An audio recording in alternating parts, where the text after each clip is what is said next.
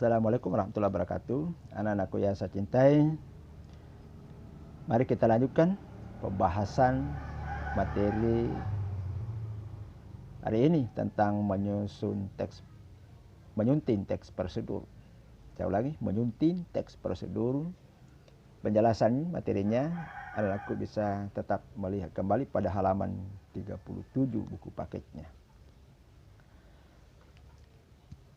Yang ingin saya jelaskan pada kesempatan ini, yang pertama, apa artinya menyunting teks prosedur?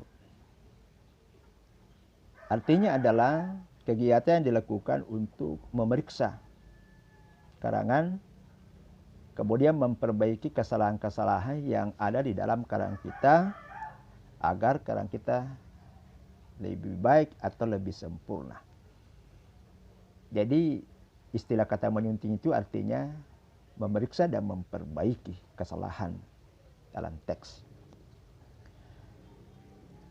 Pertanyaannya, bagian-bagian mana yang perlu kita periksa atau perbaiki kesalahan-kesalahan di dalam teks atau karangan kita? Catat satu persatu. Yang pertama, kita harus perhatikan kebenaran isi karangan kita. Apakah isi karangan kita ini logis, faktual, masuk akal atau tidak? Buang kalimat-kalimat atau pernyataan yang tidak masuk akal. Kemudian yang kedua, perhatikan struktur karangannya. Apakah sudah lengkap? Struktur pertama yaitu tujuan berisi pernyataan-pernyataan umum. Struktur kedua yaitu pembahasan atau isi berupa langkah-langkah kegiatan, prosedurnya. Periksa peragam terakhir apakah ada kalimat penegas atau peragam penegasnya. Semua itu periksa.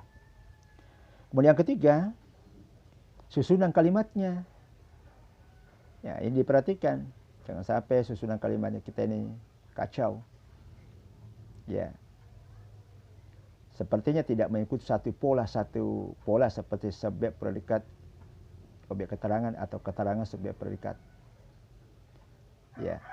Perhatikan itu urutan-urutannya, sebab kalau tidak bagus urutan susunan kalimatnya itu, orang bisa salah paham, salah menafsirkan maksud kita. Kemudian perhatikan pilihan kata yang kita gunakan. Jangan sampai tidak cocok, tidak tepat, termasuk penggunaan istilah-istilah asing. Kalau ada istilah asing yang digunakan, perhatikan penggunaannya, jangan sampai salah. Perhatikan penggunaan imbuhan, baik awalan atau akhiran. Ya, biasa itu ada kata yang seharusnya perlu ada imbuhan, kita tidak berimbuhan, atau tidak perlu kita berikan imbuhan baik awalan akhiran, lantas kita berikan. Jadi harus kita cermat dan teliti. Kemudian penggunaan tanda baca, ini juga sering saya temukan. Ya, anak-anak SMA sekarang ini sudah tidak memperhatikan lagi penggunaan tanda baca, titik, koma, titik dua, tanda seru, tanda tanya. Biasakan menggunakan itu dengan benar dan tepat. Ya, pelajari buku Pedoman Ejaan Bahasa Indonesia. Ya, beli itu bukunya. Kemudian penggunaan huruf kapital. Ini selama ini saya perhatikan anak-anakku kalau membuat satu tulisan tidak memperhatikan huruf kapital. Ya, perhatikan ini. Kemudian terakhir kejelasan isinya. Baca berulang-ulang, ya, untuk memahami, mengetahui apakah isi ini sudah jelas atau masih ada yang rancu, masih ada yang kabur. Ya, kalau ada kamu temukan, ya harus diperbaiki, diganti kalimatnya atau disusun ulang kalimatnya itu. Ya. Jadi ada 8 yang harus bagian-bagian yang harus anakku perhatikan dalam menyunting teks atau tulisannya. Pertanyaan selanjutnya, mengapa perlu kita melakukan penyuntingan?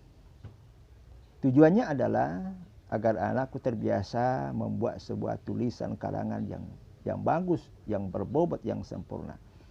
Karena kalau kita membuat satu tulisan tidak sempurna, tidak bagus, kacau, banyak kesalahan-kesalahan ditemukan, orang akan gagal memahami tulisan kita, orang tidak simpatik membaca tulisan kita. Mana lagi kalau tulisan kita jelek. Jadi perhatikan semuanya itu ya. Ya.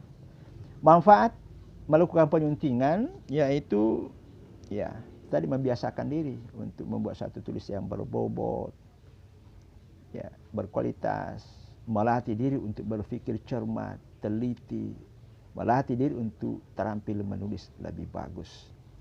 Untuk sementara, sebab kita dibatasi oleh waktu atau durasi, ya maka untuk sementara ini dulu yang anak-anak kamu catat, kamu pelajari, dan sebentar akan lanjut pada pembahasan selanjutnya. Kita masuk pada latihan melakukan penyuntingan terhadap teks yang terdapat pada buku halaman 37. Ya. Selamat belajar dan tunggu jangan kemana-mana untuk pembahasan selanjutnya.